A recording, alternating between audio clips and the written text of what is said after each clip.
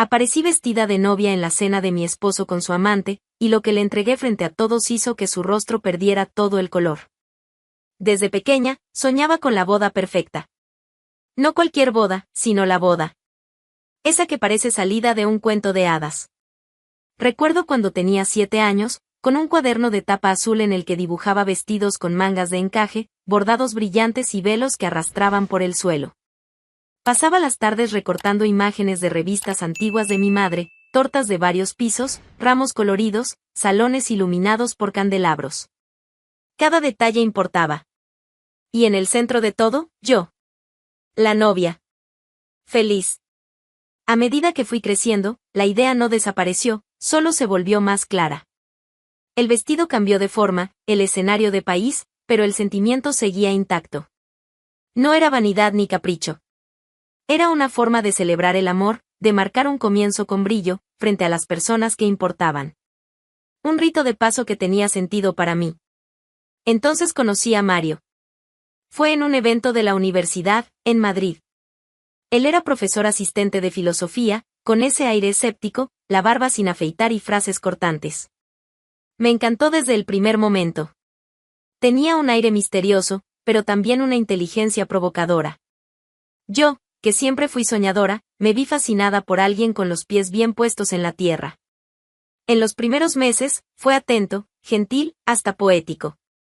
Hablaba de libertad, de conexión, de amor verdadero, y yo, enamorada, pensé que por fin había encontrado a alguien que caminaría conmigo hasta el altar de mis sueños. Pero pronto empezaron a surgir las diferencias. Una noche, después de una cena sencilla en su casa, comenté casualmente sobre un escaparate de vestidos de novia que había visto. Él se rió. Una risa seca, casi burlona. ¿Todavía crees en esas tonterías?, preguntó mientras recogía los platos.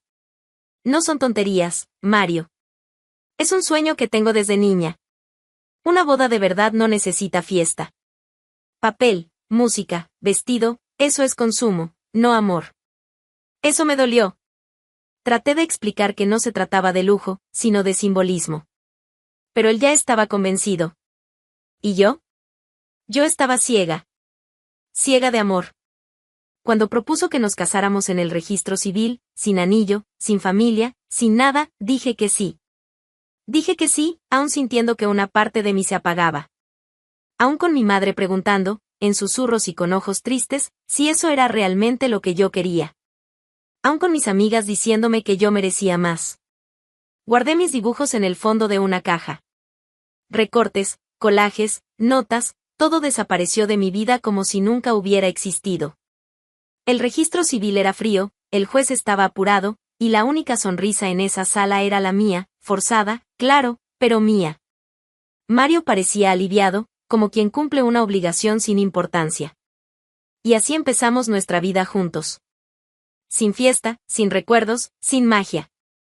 Me repetí a mí misma que eso era el amor verdadero, simple, directo, práctico. Pero la verdad, es que yo me estaba apagando. Pasaron los meses. Y por fuera, yo era la esposa moderna, desapegada. Pero por dentro, cada vez que veía a una novia en la calle, algo me dolía. Me consolaba diciéndome que algún día él entendería. Que el tiempo haría que Mario desarrollara el deseo de sorprenderme. Pero él seguía inmutable. Decía que yo era dramática. Que una mujer madura no debía preocuparse por ceremonias. Y yo fingía que no me importaba. En los almuerzos de domingo con mi familia, cambiaba de tema. Cuando las amigas mostraban fotos de sus bodas, yo sonreía, desviaba la conversación. La gente pensaba que yo era práctica, desapegada. No sabían nada del cementerio de sueños que alimentaba en silencio, sola. Nadie vio las veces en que, encerrada en mi cuarto, abría mi vieja caja escondida. Volvía a mirar los vestidos que había dibujado, los arreglos florales, las invitaciones imaginarias con letras doradas. Tocaba ese papel amarillento con una nostalgia infantil. Y lloraba. Pero lloraba bajo. Siempre bajo. Porque, por amor, lo sacrifiqué todo. Mis sueños, mi fiesta, mi voz. Todo por él. Yo juraba que eso bastaría. Que el amor, incluso sin luces, sin velo, sin música, sería suficiente. Los meses pasaron, y mi esperanza de que Mario algún día despertara a mis sueños, se fue transformando en una rutina muda de expectativas frustradas. No había gestos románticos, ni sorpresas, ni ese cuidado que abriga el alma en días fríos. Pero me aferraba a los pequeños detalles, a las migajas de atención. Un café que me traía a la cama un domingo, un beso distraído antes de salir. Me aferraba a la idea de que eso era amor. Que el amor vivía en los entrelíneas. Y que solo necesitaba tener paciencia. Pero el corazón tiene límites. Y los míos ya estaban siendo puestos a prueba. Aquella tarde, estaba reorganizando los cajones del armario del cuarto. No era algo planeado, solo una de esas ordenanzas que uno hace cuando siente que, si no ocupa las manos, la cabeza va a explotar. Separé ropa, doblé medias, alineé camisas. Hasta que, en el fondo del último cajón, donde él guardaba documentos viejos, encontré una pequeña caja. De terciopelo negro, discreta. No recordaba haberla visto antes. Mi corazón se aceleró. Abrí la caja con cuidado, como si contuviera algo frágil. Y ahí estaba, un collar. Fino, dorado, con un colgante diminuto en forma de gota. Una pieza delicada, elegante, casi tímida. Pero con un brillo que me atravesó el pecho. En el momento, me faltó el aire. Quedé inmóvil, sosteniendo ese collar como si fuera una respuesta. Pensé, es para mi cumpleaños. Claro. Se acordó. Le importo. Las lágrimas llegaron sin aviso. Calientes, apuradas. Pero no eran de dolor. Eran de esperanza. Una esperanza que creía ya enterrada. Por un momento, mi mente voló libre. Imaginé a él entrando a casa con una sonrisa tímida, extendiéndome la caja con un feliz cumpleaños, amor. Imaginé una mesa servida, aunque fuera sencilla. Tal vez una vela. Un brindis. Un gesto. Una señal de que, aunque a su manera, comenzaba a entender que los gestos simbólicos también tienen valor. Que empezaba a verme. Pasé el resto de la tarde con el collar en las manos, tocando el colgante con los dedos. Como si cada toque me acercara a la versión de él que tanto esperaba que existiera. Repasé mentalmente nuestras últimas conversaciones, buscando pistas. Tal vez estaba tratando de cambiar. Tal vez no sabía cómo, y ese collar era su forma. Su primer paso. Dejé la caja exactamente donde estaba, tal como la encontré. No quería arruinar la sorpresa. No quería que él supiera que yo sabía. Si eso realmente era para mí, y mi corazón creía que sí, entonces dejaría que fuera él quien me lo diera. Que tuviera la oportunidad de hacer eso por sí mismo. Por mí. Por nosotros. En los días siguientes, sostuve esa expectativa con fuerza. Cada gesto suyo lo analizaba con otros ojos. Si preguntaba a qué hora volvería del trabajo, lo interpretaba como preocupación. Si él preparaba la cena, aunque con prisa, yo veía esfuerzo. Aquella pequeña joya había reactivado algo dentro de mí, algo que no sabía que todavía existía. La esperanza. Y la esperanza, cuando renace, se esparce como fuego. Mi imaginación volvió a trabajar. Pensé que quizá, en ese cumpleaños, me invitaría a cenar. O me abrazaría con sinceridad. Que tal vez diría, perdón por haber despreciado tus sueños. Ahora te veo. Yo no quería mucho. Nunca quise. Solo quería ser notada. Solo quería que él recordara quién fui antes de apagarme a mí misma por él. Volví incluso a abrir mi caja de recortes escondida. Esa, la de los vestidos y ramos. Tomé los dibujos antiguos, toqué los trazos. Y, por primera vez en mucho tiempo, no lloré. Sonreí. El collar era la prueba de que tal vez él estaba, poco a poco, reconociendo lo que yo había dejado atrás en silencio. Y esa semana, caminé por la casa con una ligereza que no sentía hacía meses. Cantaba bajito al preparar el café. Organicé los cojines del sofá con más esmero. Hasta me miré en el espejo con otros ojos. Quería creer. Necesitaba creer. Y en esa caja de terciopelo negro, había una chispa. Una semilla. Un posible renacer. Lo que yo aún no sabía, era que a veces, el brillo más hermoso viene de un reflejo falso. Mi cumpleaños llegó como llegan los días importantes para quien ama demasiado y espera demasiado, cargado de ansiedad, de promesas silenciosas, de ilusiones cuidadosamente hiladas. Me levanté temprano, sin razón. Fingí dormir cuando él salió para el trabajo. Y esperé. Esperé todo el día por un gesto. Un mensaje. Una flor recogida de la calle. Cualquier cosa. Pero el celular se mantuvo mudo. Y la casa, vacía. Me aferré al recuerdo de la caja escondida, a ese collar brillando como una pequeña estrella. Se acordó. Le importo. Solo está esperando el momento correcto, repetía como un mantra. Fui al mercado, hice un pastel sencillo, arreglé la casa.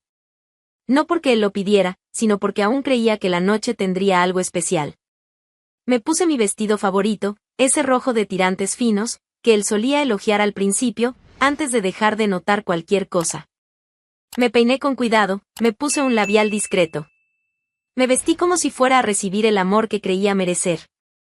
Cuando él llegó, la llave giró en la puerta como en cualquier otra noche. Ningún brillo en los ojos. Ninguna sorpresa en el rostro. Solo un comentario casual sobre el tráfico, el calor, el olor a comida en el aire. ¿Estás cocinando?, preguntó, dejando la mochila en la silla. Sí, pensé que podríamos cenar juntos hoy. Él asintió con un gesto sin alma, abrió la nevera, sacó una cerveza y se sentó en el sofá. Yo también me senté, esperando. El collar, pensé. Irá por el collar. Hará una escena tímida, pero bonita. Dirá algo que me abrace por dentro. El tiempo pasó. Nada. Fue entonces cuando se levantó, tomó una bolsa arrugada que estaba junto a la mochila y me la extendió con una sonrisa apresurada. Toma. Feliz cumpleaños. Mi corazón dio un salto. Las manos temblaban. Quise creer, hasta el último segundo. Tomé la bolsa y, con los ojos fijos en él, la abrí despacio. Dentro, había una olla. Una olla de acero inoxidable, mediana, con tapa de vidrio y la etiqueta de descuento aún pegada en el lateral. Vi que la nuestra estaba vieja. Y esta es buena, de marca. La necesitábamos, dijo, casual, como quien ofrece una solución práctica, no un regalo. Quise gritar. Quise estrellar esa olla contra el suelo, aplastarla con todos los pedazos de mi corazón roto. Pero no pude. Solo sonreí. Una sonrisa que dolía en las comisuras de la boca, que ardía como ácido en la garganta. Gracias, murmuré. Uy. Corrí al baño y cerré la puerta con llave. Me apoyé en el lavabo y me miré al espejo.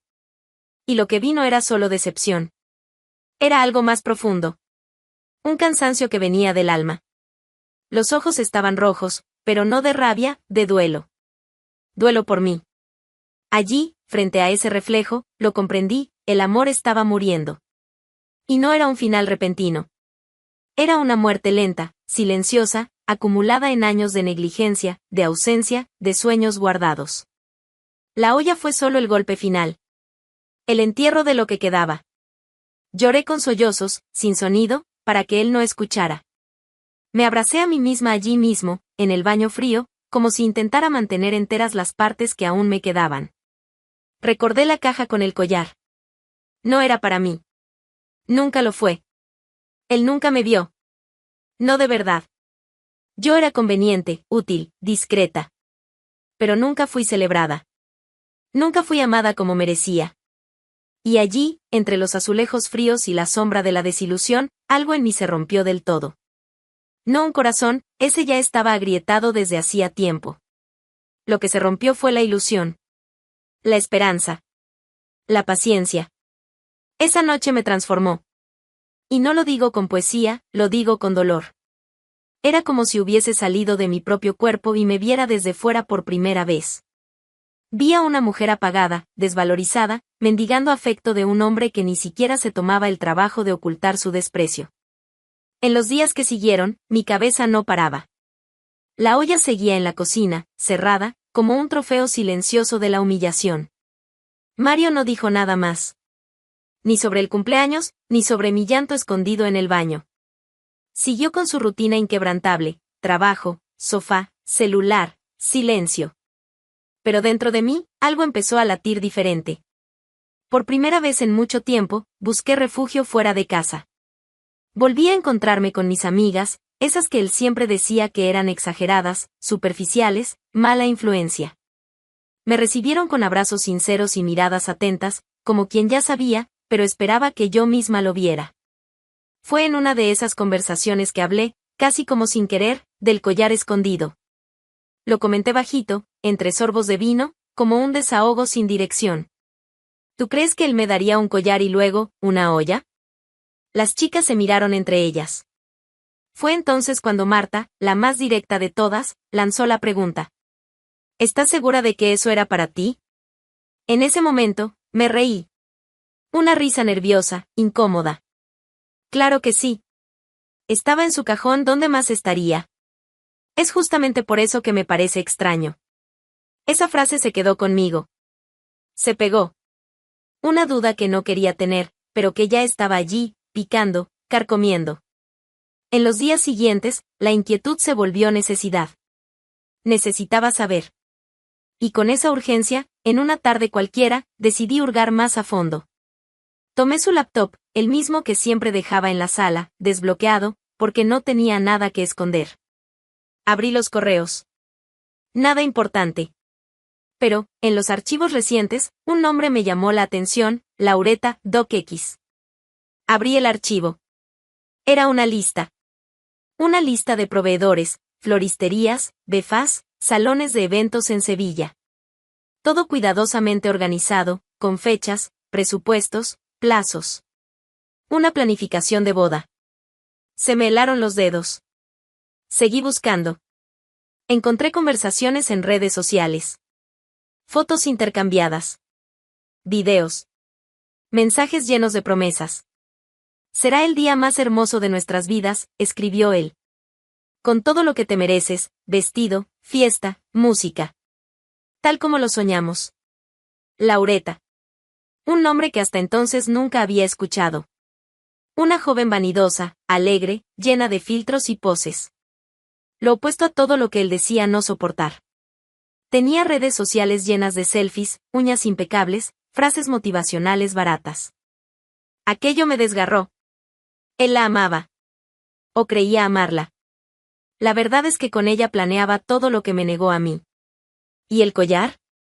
El collar fue solo el comienzo. La joya del compromiso. La prueba de que él sí sabía el valor de un símbolo. Solo que no lo veía cuando se trataba de mí. No lo confronté. Cerré la laptop, me senté en el sofá y respiré hondo. Es curioso cómo el dolor cambia de forma cuando dejamos de fingir que no existe. Lloré. Pero junto con el dolor, vino una fuerza nueva. Bruta. Casi salvaje. No iba a hundirme. No esta vez. Llamé a mis amigas. Marta, Sara, Claudia. Llegaron a casa en menos de media hora. Trajeron vino, chocolate y, sobre todo, contención. Contárselo fue como quitarle una mordaza al alma. No quiero venganza, dije. Quiero justicia. Quiero dignidad. ¿Y qué vas a hacer?, preguntó Claudia, con los ojos atentos. Respiré profundo. Él va a ver, delante de todos, lo que perdió. No se rieron. No dudaron. Me miraron con respeto. Por primera vez, sentí que mi dolor no era exagerado. Era válido. Y tenía nombre. En los días siguientes, empecé a planear. Con calma. Con precisión. No para herir, sino para devolverme a mí misma lo que me fue arrebatado. Porque si él tuvo derecho a celebrar su nuevo amor con pompa y honor, entonces yo también tenía derecho a cerrar mi historia con él de forma grandiosa. El vestido no fue comprado. Fue hecho. Por mí. Cosido en noches silenciosas, entre lágrima y lágrima. Cada puntada, una cicatriz. Cada encaje, un sueño que tuve que arrancar de la tumba donde él lo había enterrado. No lo hice por nostalgia. Lo hice por justicia. Cuando llegué al taller de una costurera conocida de Marta, dejé algo claro, no era un vestido para una boda. Era un vestido para un final. Ella intentó entender. Solo dije. Quiero que sea inolvidable. Quiero que, cuando cruce esa puerta, el suelo enmudezca. Pero no por belleza. Por impacto. Y cumplió. Llegó el día. Una noche bochornosa de verano en Ciudad de México, donde Mario y esa tal Laureta cenaban como si fueran los protagonistas de una comedia romántica de mal gusto. Eligieron un restaurante elegante, de esos que tienen lista de espera, camareros con guantes y vino que cuesta más que el alquiler de un departamento. Perfecto.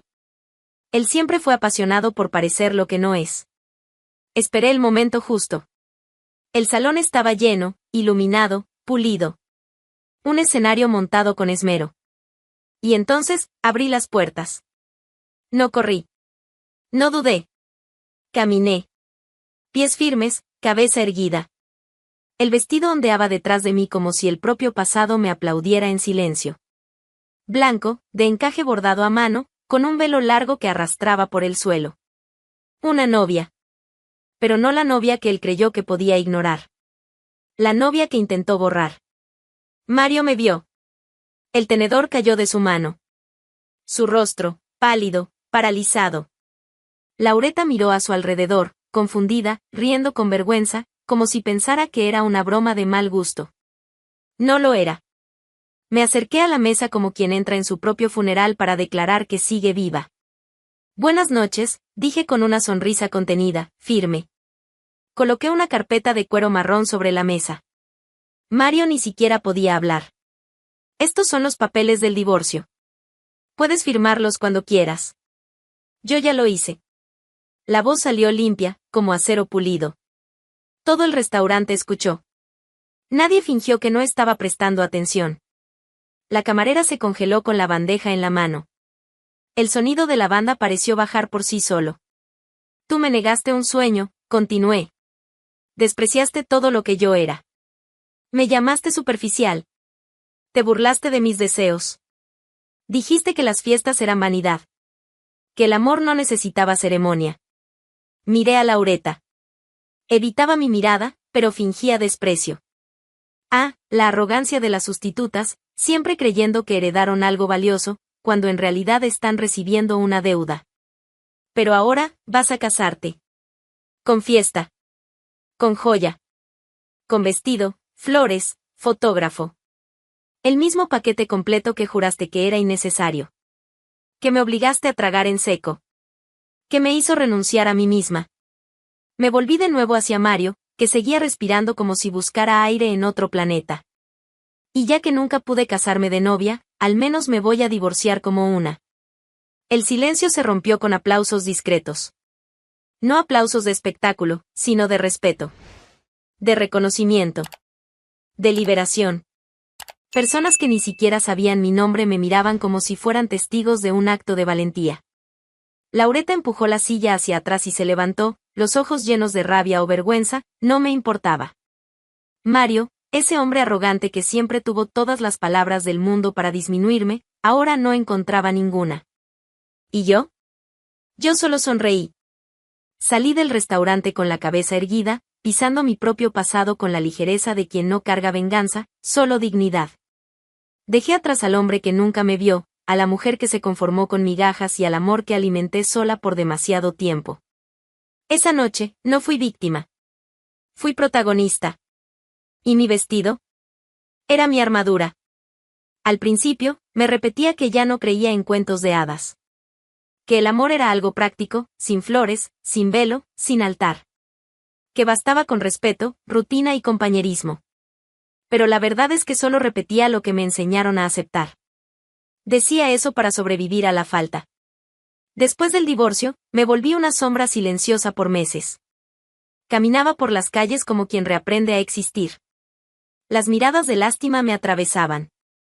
Pobre Elena, pensaban algunos. Reemplazada. Desechada. Pero nadie sabía que, dentro de mi silencio, algo se reconstruía con una fuerza que ni yo sabía que tenía. Volví al trabajo con más enfoque. Llené mis días con todo lo que alguna vez dejé de lado. Flores en la mesa. Música alta en la cocina. Curso de historia del arte por la noche. Cabello más corto, sonrisa más directa. Poco a poco, empecé a verme de nuevo. Y poco a poco, otros también empezaron a ver. Fue en uno de esos cursos, en una noche cualquiera, que Miguel se sentó a mi lado con una sonrisa tímida y una mirada que no intentaba descifrarme, solo me observaba, con una paciencia hermosa. No pasó nada ese día. Ni al siguiente. Él simplemente apareció. Con gestos simples. Palabras justas. Silencios acogedores. Y yo, que ya había aceptado vivir sin amor, empecé a creer que tal vez, solo tal vez, era posible ser amada sin ser disminuida. El tiempo pasó, y sin promesas grandilocuentes, Miguel construyó conmigo una historia hecha de verdades. Me conoció sin que tuviera que esconderme. Vio mis marcas, mis fallas, mis resistencias. Y no quiso arreglar ninguna. Solo se quedó. Cuando me pidió matrimonio, no lloré. Sonreí. Y dije que sí con la serenidad de quien ya no le teme al amor. Él insistió en la boda. No porque fuera necesaria, sino porque lo sabía. Sabía que, en el fondo, aquella niña que alguna vez soñó con velos y campanas aún existía. Y era por ella que yo aceptaba. Así fue como llegué hasta allí. A una mañana fresca, en el corazón de Sevilla, con las manos entrelazadas con las de un hombre bueno, caminando lentamente hacia la entrada de una iglesia antigua que me esperaba abierta, viva, generosa. Esta vez, el vestido era nuevo. Y era mío. No un símbolo de dolor, sino de renacimiento. No hecho con prisa, como un arma, sino con calma, como una declaración. La tela era liviana, el corte sencillo, el encaje delicado en los hombros. Llevaba en él todos los silencios que soporté, todas las lágrimas que sequé sola, todos los no que tuve que escuchar para finalmente decirme sí a mí misma. La iglesia estaba llena.